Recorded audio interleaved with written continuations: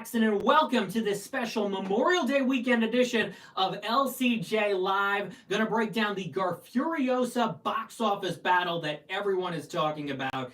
Wow, it's really close. Furiosa number one for the 3-day with 25.6 million, and the Garfield movie right behind with 24.8. But Sony is declaring 31.9 for the 4-day for the Garfield movie.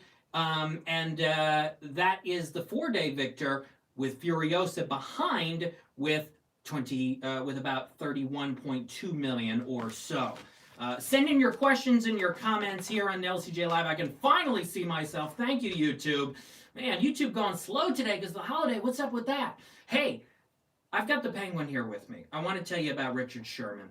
Richard Sherman was a legendary composer of Mary Poppins and all kinds of music and songs for Disney parks, and Disney movies and other films, collaborations with Dick Van Dyke like Chitty Chitty Bang Bang. Those Mary Poppins songs are legendary, and Richard Sherman passed away at the age of 95. Richard Sherman was part of the Once Upon a Studio Disney animated short that I got to see at the El Capitan Theater last September in Hollywood. And it was really cool to see that on the big screen, to hear the stories from the directors of the short about how they got Richard Sherman to be a part of it. So rest in peace to a song legend who won a couple of Oscars, 3 Grammy Awards, a lot of that for the Mary Poppins songs, including Chim Chim Cheree. But to me, it's Feed the Birds. Feed the Birds is the song from Mary Poppins that defines generations and will always be remembered. What an emotional tune. He will be missed. Send in your questions and your comments if you're watching here on YouTube Live. I appreciate it. I hope you're having a good Memorial Day weekend. Look, when it comes to Furiosa and Garfield, I think we all knew that this was going to be an interesting doubleheader for Memorial Day weekend. I did the Garfuriosa double feature. I saw Furiosa first, then I went to Garfield. This was on Thursday. The crowds weren't huge for either, and I was thinking, all right, maybe this isn't going to go quite as well. And that was the case, but you have to understand a couple things. Number one, Garfield is a family movie, and we just had If. If just opened to 33.7 million the previous weekend. If still did 16.1 million for the 3-day for Memorial Day weekend, which is solid for a second weekend. So a lot of families still going to If, but a lot of families deciding to go to Garfield. I think when you look at it compared to other animated movies, I thought this had the potential to do Kung Fu Panda 4 numbers. It didn't quite get there, but I don't think it's the flop that Warner Brothers is going to say Furiosa is this weekend. Furiosa off by $20 million compared to 2015's Mad Max Fury Road. It opened May of 2015. It wasn't even the highest grossing movie of the year, though, for Warner Brothers. You have to remember it was San Andreas. Warner had a down year in 2015. Mad Max did 153. This is going to do like 80 unless it has legs. And I think Garfield has the potential to have legs as well, because next weekend you've got movies that are moderate but no gigantic films. So you have these $25 million 3 days for Garfield and Furiosa, and maybe next weekend they do $17, $18 million each, unless they fall, especially Furiosa, tremendously. So as I mentioned, I did Garfuriosa. And I enjoyed the Garfield movie. It's fun. It's got some zaniness to it. Furiosa, it's pretty much what I expected. Not a big fan of Mad Max Fury Road. I think it's one of the most overrated movies of the last 20 years. And this, it's a spectacle. That's all it is. Yeah, there's a little story this time, but none of it's inspiring. It's just a spectacle for 2.5 hours of chases and noises and explosions. And what's the point? What's the point, George Miller? I mean, George Miller's in a position right now. This is pretty similar to what happened with Happy Feet and Happy Feet 2. Happy Feet was a hit. Happy Feet 2 was a complete flop. Here we go again. Babe was a hit. Babe Pig in the City was a flop. So George Miller's now been through this 3 times with first films and follow-ups. Wow, that's interesting. But I do not think that this Memorial Day weekend at this box office was a total failure. These top 4 movies, Furiosa, Garfield, If, and Planet of the Apes, which added 13.4 million, it's at 122.8. That's 80 million combined for these top 4 movies for the 3-day weekend. For the 4-day weekend, that number will push $100 million. Is it Top Gun Maverick? No. Is it what Little Mermaid did last year? No. But It's money. It's money that the theaters need right now, especially since next weekend there's no huge movie. We're waiting for Inside Out 2. We're waiting for Despicable Me 4, Twisters, and Deadpool. Some of the other June movies, Quiet Place, Horizon could do pretty well. We're waiting for those. And in the meantime, it's decent. I mean, if you look at these two, Garfield and Furiosa, that did 50 million total 3-day, it'll do 62 million ish for the 4-day. If one of these two movies had done that, we'd be saying, hey, great, everything's fine. But everything changes every week. Not every movie is going to be a hit, and not every weekend is going to be stellar at the box office. You got to take it week by week. Some weeks will be better than others. And you look at this week and go, well, people went to the movies. They just went to 4 different movies. It wasn't total everyone going to Little Mermaid and then 9 movies did very little. It wasn't everyone going to Top Gun Maverick and 9 movies did very little. 3 years ago, the first real legitimate 1-2 punch back at the movies after the COVID pandemic was A Quiet Place Part 2 and Cruella. Cruella did less than Garfield and Furiosa. Cruella only opened 21 and a half. Quiet Place did 48, I think, something like that for the 3-day. So these both did better than Cruella. So that's something. When you look at the top 10 this weekend, the number 10 movie made 1.1 million. Last year for Memorial Day weekend, the number 10 movie only made 850,000. That was the sequel to Book Club. So you have to look at the pros and cons. Fanimator 101. Garfield was a delightful little movie. Next animated movie is my third anticipated movie of next month, which is Inside Out 2. Inside Out 2 is probably going to do very well. Obviously, the last 2 Pixar movies did not have great opening weekends. Lightyear with 51 million was low. It flopped. Elemental opened under 30, ended up doing more than 150 total, as I predicted, because it would have legs throughout the summer, which it did, because the word of mouth was really strong for a very good film. Pixar needs a strong opening weekend. Inside Out 2, I think, is going to give you that. Hopefully, it's more than $80-90 million. Despicable Me 4, and Despicable Me 4 is going to be gigantic. It opens on a Wednesday. That 5-day weekend over 4th of July is going to be at least 150. It's got to be at least $150 million. I've seen the first 30 minutes of Inside Out 2. It's an interesting start to the movie. There's some surprises, and I think the people who love the first Inside Out are going to want to go see this.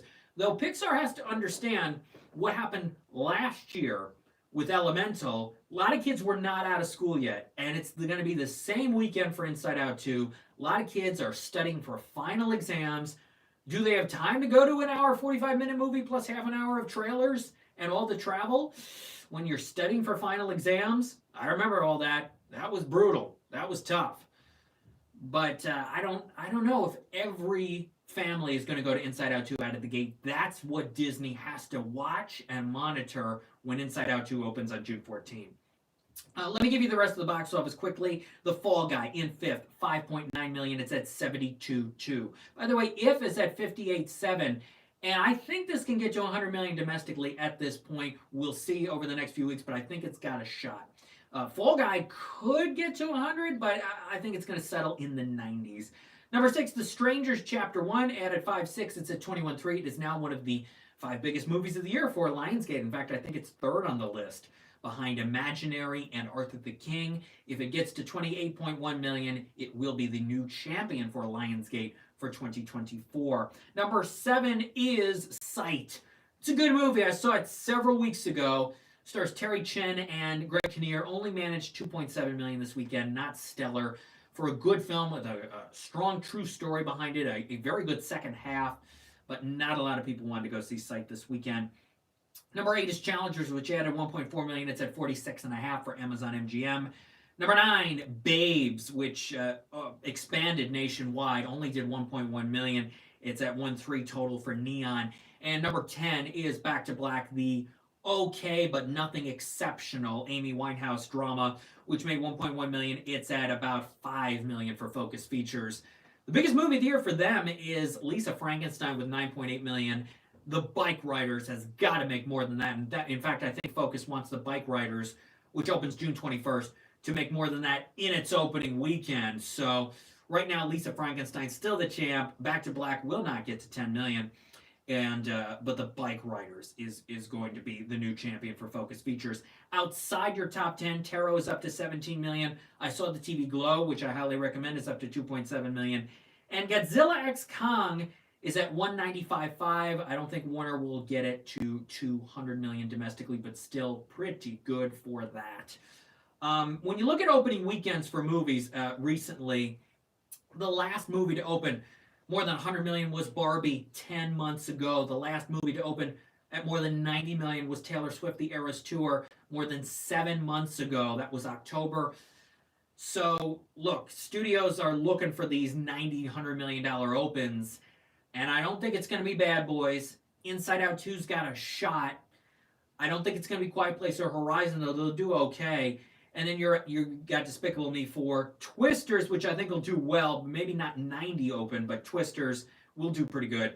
And then Deadpool and Wolverine, which already has 8 to 9 million in pre-sales. That's got to be a triple-digit open. If that is not a $100 million open, whew, then this is really going to be one of the toughest summers. Again, I want to stay positive. I think you should stay positive. There are going to be better weeks than others. But you also got to be realistic and look at the numbers and go, okay, this weekend wasn't as good as the others. Let's see why. Let's see how. So when we look ahead to next week, again, I think Garfield could have just a small drop. You could see this doing another $17, $18 million. Families need something to go to. Yes, Disney is putting out Young Woman in the Sea starring Daisy Ridley, the swimming film, but that's not going to do more than a few $1 million in its opening weekend, especially because it's not a full nationwide. It is going to theaters nationwide, but it's not a traditional Disney release, although frankly it should be. It would probably make more money. Summer Camp, which I watched last night, I cannot share my thoughts yet, but this is the Diane Keaton, Alfred Woodard, Kathy Bates, Eugene Levy, Dennis Haysbert, Beverly D'Angelo comedy where they go back to summer camp for a week, and that opens from roadside attractions. That'll probably make a couple million, as will Ezra, which I've also seen. I'll share my thoughts on that on Tuesday. It's the new dramedy with Bobby Cannavale, Rose Byrne, and Robert De Niro. Couple million for that from Bleecker Street. Neon is finally opening Robot Dreams, the brilliant Oscar-nominated Annie-winning animated feature. It opens in New York. It expands throughout the month of June. On streaming services, Friday, Jim Henson, Idea Man, which is an excellent documentary on Jim Henson from Ron Howard. I love this film. It's the whole package, what you want out of a documentary. The vision from Ron Howard is fantastic. What we get, it's a film that constantly moves. It's got some fun moments. It's got some emotional moments, some interesting things you learn about Jim Henson's life and career, how the Muppet Show got underway. Fascinating. The personal struggles. We get a lot with his family members who are interviewed, primarily them. Frank Oz, Jennifer Connelly's in it as well. It's a good documentary. If you're a Jim Henson fan, must watch. Friday on Disney Plus. Jim Henson, Idea Man. And then Friday going to HBO and Max is The Great Lillian Hall. This is a new film with Jessica Lange, and it was not on the calendar until about a week or two ago. HBO says, oh, we got to acquire this, and let's get it on the air by May 31, which is the Emmys voting cutoff, submission cutoff. That's the last day anything that's television can qualify for the Emmy Awards this year, and they want this up for Outstanding Television Movie and the performances. So that's why HBO is getting it out there very quickly this Friday night. So there we are. What you're going to have to watch over social media over the next couple days is the actual results. There will be 4-day new estimates tomorrow. There will be maybe some 3-day actual results, though. I could see Sony and Warner waiting until midday Tuesday to officially put out the numbers. I do think it's safe to say that Furiosa wins the 3-day and Garfield wins the 4-day. It makes sense. Kids out of school tomorrow, going to Garfield. It makes sense, but you're going to have to watch those numbers to see how close it is. Like, we had these battles during the week of If versus Planet of the Apes. Very close every day during the week. And I think this is going to be pretty close too. So keep it to social media. X at LCJ Reviews. Instagram at LightsCamJackson. If you're watching on YouTube, thank you. Subscribe to the YouTube channel, youtube.com/LightsCameraJackson. And check my social media over the next couple days. especially Tuesday when the official results come out. And if it's very, very close, I'll definitely be posting about that. You'll get my thoughts on summer camp this week, probably Thursday. My thoughts on Ezra tomorrow, Tuesday. I will be seeing Young Woman in the Sea. You'll get my thoughts on that this week. And Robot Dreams is wonderful. I'll try to see Lillian Hall as well. And when we're back here next Sunday at 12 p.m. Eastern for LCJ Live, we're going to see what's number one. I could see Garfield winning the 3-day next weekend and being number one.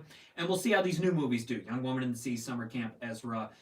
Robot Dreams will have a limited start, so it could be a high per-screen average. And we'll preview Bad Boys, Ride or Die, coming out along with The Watchers. How will they do for the first weekend of June officially? We'll get into all of that and more. I hope you have a good Memorial Day weekend. Spend it with family. Spend it maybe at the movies. Support your indoor theaters. Support your drive-in theaters. I'll have more LCJ Q&A podcast episodes soon. If you want my conversation with the makers of the Garfield movie, that's at lcj.podbean.com. More Animation Scoop Q&As as well are coming at you soon at animationscoop.com. Thanks for being here. Rest in peace to Richard Sherman. And I'll see you next time for more LCJ Live. Have a good rest of your Memorial Day weekend. Bye-bye.